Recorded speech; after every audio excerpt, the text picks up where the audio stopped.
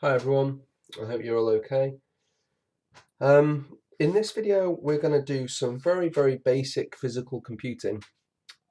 What we're going to do specifically is, you see this LED here? You might not be able to see it. Just here. You can see a tiny little rectangle? That's the onboard LED. And we're going to get that to blink, and more probably. Remember a while ago I said that these pins here weren't all broken out? So there were some numbers skipped. I'll show you this thing here. See on this side here, there are some missing numbers. It jumps GP 17, 18, 19, 20, 21, 22, and then it skips. So the reason for that is because all pins don't need to be broken out. And the reason they don't need to be broken out is because they're already used for something else. So one of these pins, I think it's pin number 25, is broken out because the little track from the chip here goes to the LED, the onboard LED. And therefore it wouldn't make much sense to break that pin out over here for you to use for something else when it's tied to the LED. It just wouldn't make sense. But anyway, we are going to make that LED blink and maybe some more stuff. So let's carry on. The first thing we're going to do is import something. So straight onto code, let's say import machine.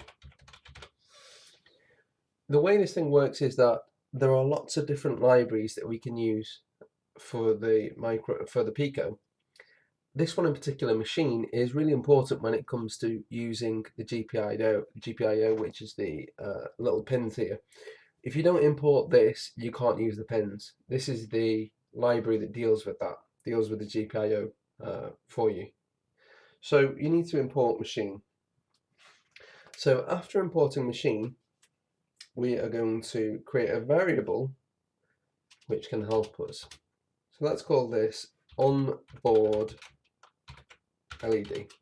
Onboard LED, and we're going to say that this equals machine, which is the library above there, dot pin with a capital P, and this wants the pin number. In our case, it's pin number 25. Pin number 25 means the onboard LED, and that doesn't change.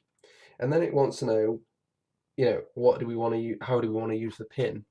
And we want to use it as an output pin. Now I know I said just a minute ago it's not really a pin because you can't get to it, but we treat it the same anyway. So we want to say here machine dot pin dot out. Okay, so we've got a variable and we're basically tying it to a pin, and we're saying what we're doing with that pin as well. Now we want to say onboard LED dot value 1. So what this means is get the variable and set it to 1. Get onboard LED and set it to 1. So you might be thinking that doesn't really make sense. And the reason being is because, the reason why you do this is because when you're going to turn something on or off, we only ever use 0 or 1. Well, I won't say we only ever use that, but it's an easy way of doing it. So this is actually the case with other languages and stuff as well, including SQL, which is something I work with quite a lot.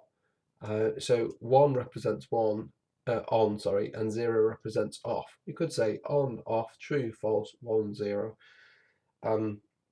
So that's that. So what we're doing here is we're getting a reference here, we're getting a variable, you could say, which relates to the pin, and then we're saying the pin is on.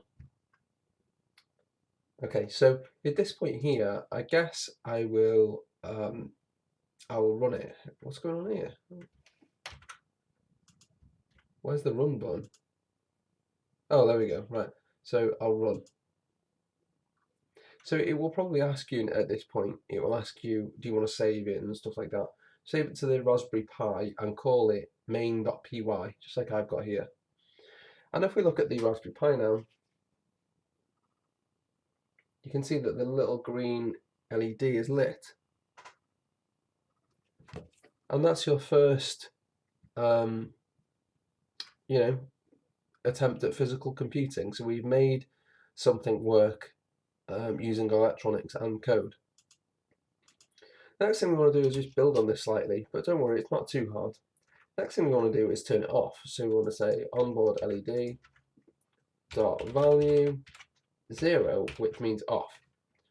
Now if we run this, what should happen is that it should run and then turn off straight away. So the LED will be on, turn off straight away, and then the script will just end. So let's try that. Okay, so it turned on, but it was so fast that it turned off straight away, we couldn't even see it. What we want to do now is just improve on this a little bit. We want to import another library, and this one's called uTime. I'm not sure why it's called uTime, but there'll be a logical reason to it. It's just time as far as we're concerned. So this library contains time-related functions, you could say, or tools, time-related tools. What we're going to do now, so you've got our variable, we're saying we use it as an output, we're saying we're going to turn it on and then turn off, but we need a break in here. So we're going to say utime.sleep 1 second. Now it's a bit different to there, of course. There we're using the number 1 to represent true.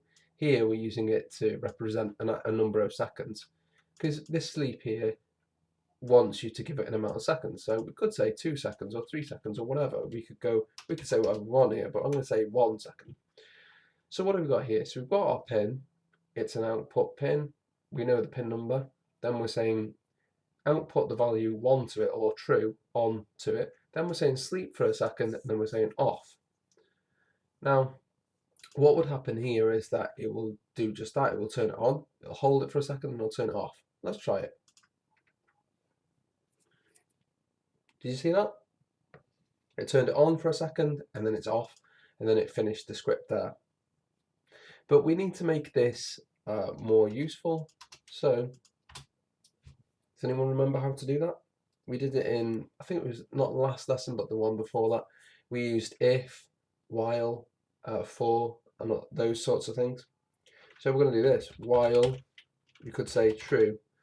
Now in other languages like C# and stuff, you can say while 1. It probably would work in here too, I'm not too sure.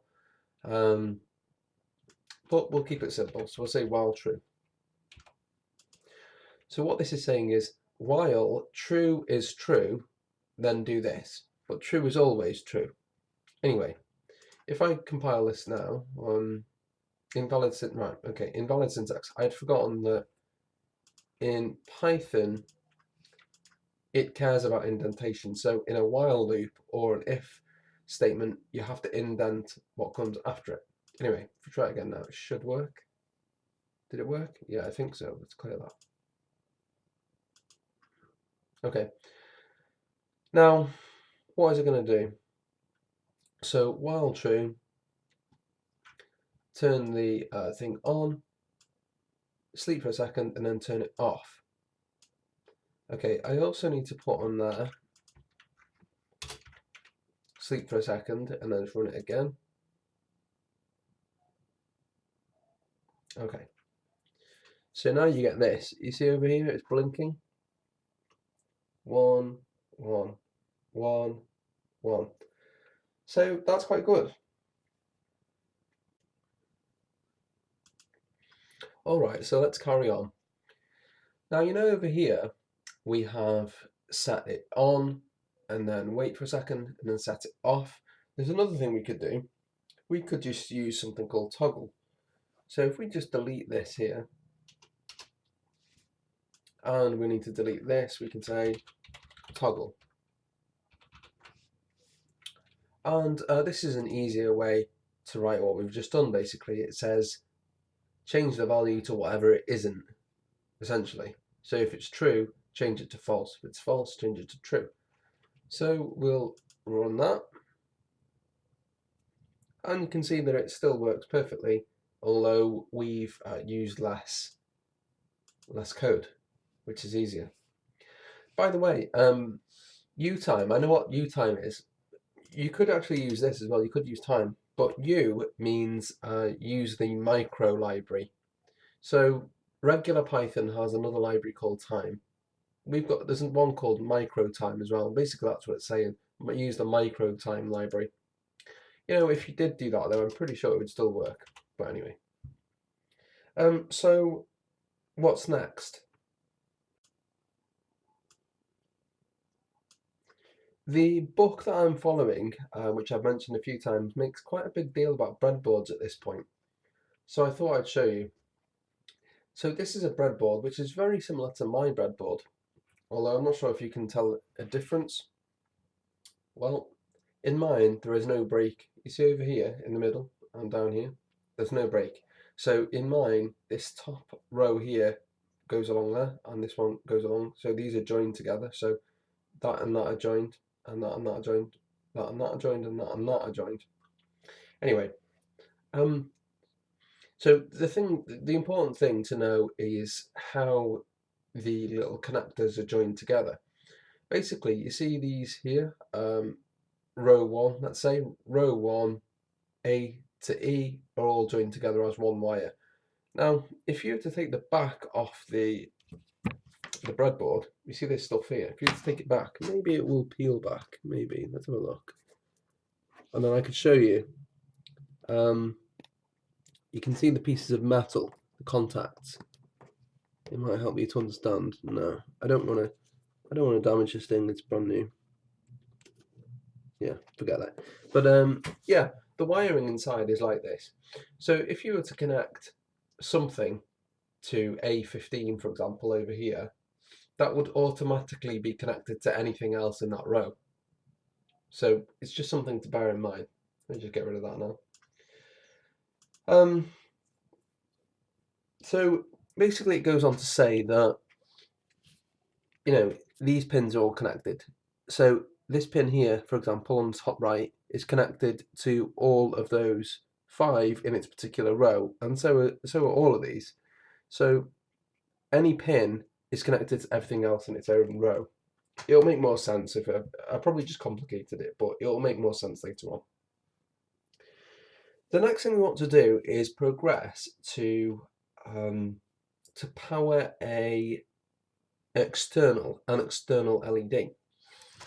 So I have this. I have a little external LED, which I'll put there. I have a resistor. This is about a 300 ohm resistor, and you probably need to get a 300 ohm one as well, or somewhere near that.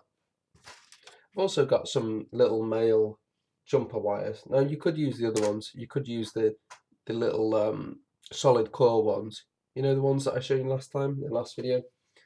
They're better really, but it doesn't really matter. Just any wires will do, as long as they've got a hard end there that could plug straight into these. It doesn't really matter. Anyway, the next thing I'm going to do is show you how to power an external LED like that. Okay, let's wire this up. I'll just make this a little bit bigger so you can see. Alright. Now to start with, the LED has an anode and a cathode. So the anode is the longer leg and the cathode is the shorter leg. There is a little mnemonic, well, it's not really a mnemonic, but it's something I learned to always remember which is the positive and which is the negative. I'll just draw a diagram on the PC. Hang on, let's put that back down there a minute. So if you imagine you've got a plus and a negative, I'll use a thicker pen than that, hang on. If you imagine we've got a plus and a negative, there is twice as much material on the plus than there is on the negative.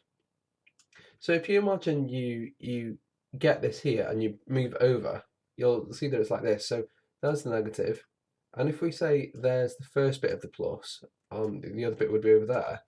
If we add that vertical bit to there, you can see that the plus is longer, and that's how I always remember it anyway.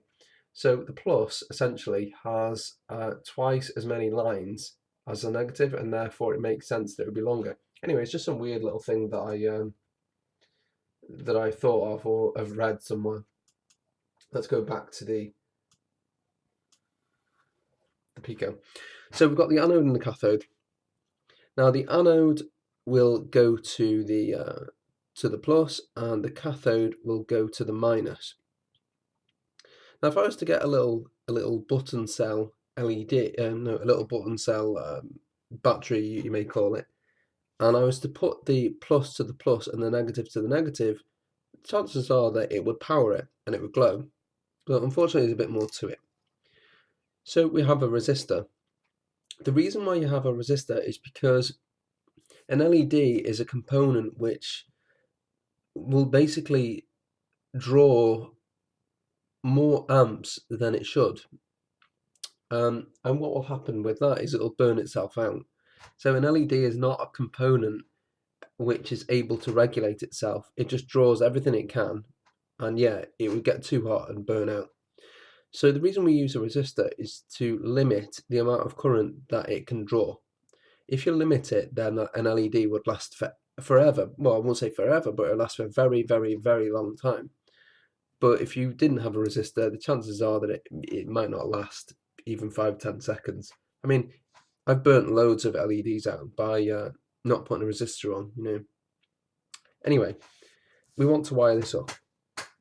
Now, if you remember the layout of the breadboard, you'll probably be aware that it doesn't really matter where you can put it within reason. I could put it in here. We basically need to just bridge it somewhere. I could put it in there. I could put it in there. Now, if I was to put it in there, it wouldn't have any effect, would it? Because that entire row is joined together. I don't know if you can see that.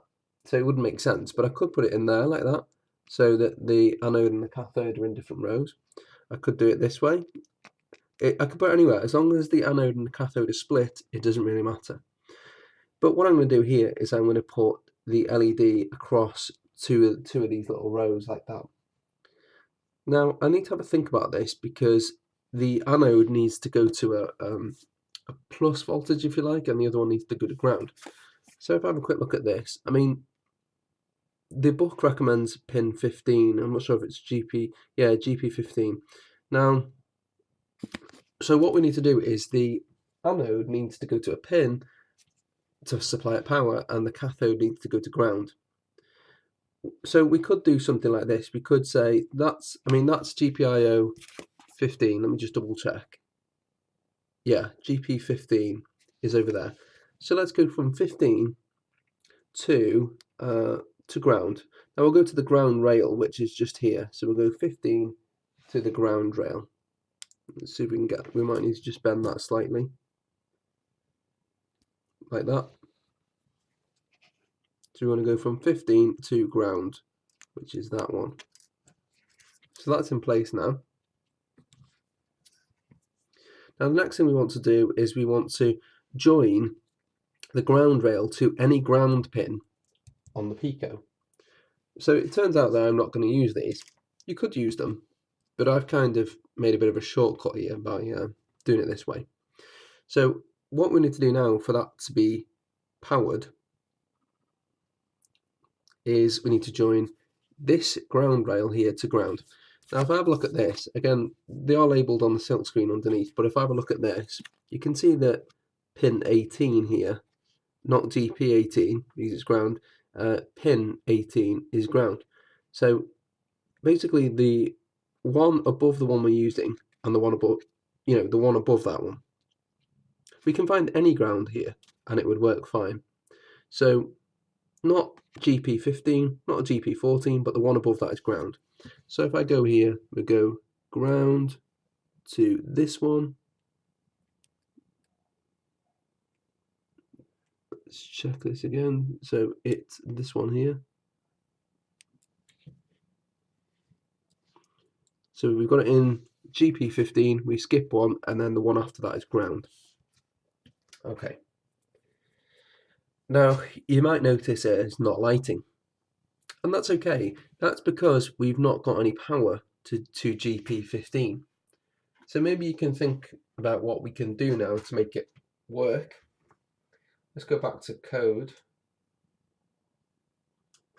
So the solution is quite simple. We've already got all the LED code here, but it's relating to pin 25. And pin 25 comes from the chip and it goes to that LED there. we need to just basically divert this to GP15. So if I say GP15 there, and then go to run, it should work. You see that? It's working. So just to show you again, we've gone from GP15, we've connected the anode to that, then we've gone to the ground rail, and then from the ground rail we've got a resistor going to ground.